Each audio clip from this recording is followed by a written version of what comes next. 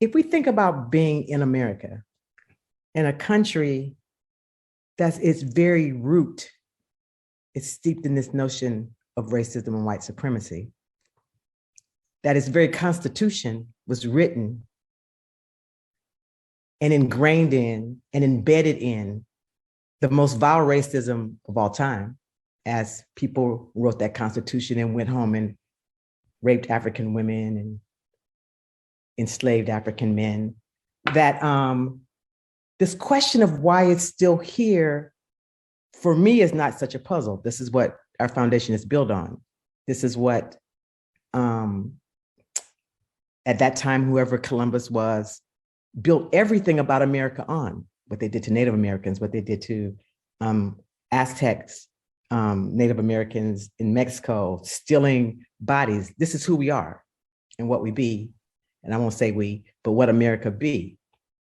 So now becomes the question of, how do we have this conversation in our families? Understand, I was born in Durham, North Carolina. Even though segregation ended in 1954, I went to a segregated school. We still weren't allowed to go to school with white folks. They were like, build your new schools, just stay away from us.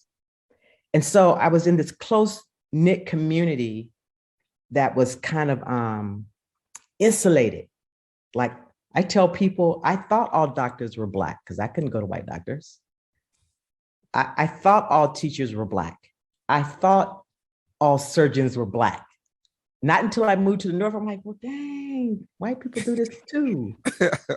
Because in my little bubble, what I saw on TV was the injustices. So when you kind of grow up in that kind of mindset, for me, and I think it's and, it's never either or, it's and, it becomes this thing about what do we do in the community to make sure. I grew up knowing this, putting an army around me, knowing who to be connected to, why to be connected to. So that wasn't my focus. Like, just for me, we can't keep thinking about what white folks are doing to us, because they have always done this to us. And that was their invitation to their world.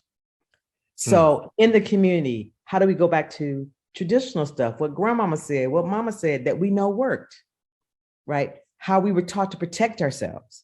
And I'm saying that we don't engage because we have to engage, but we have to stop engaging in a way that's saying that our ways of being, our traditional ways of being African, being Black, is inferior. So for me to be okay, I must be like them.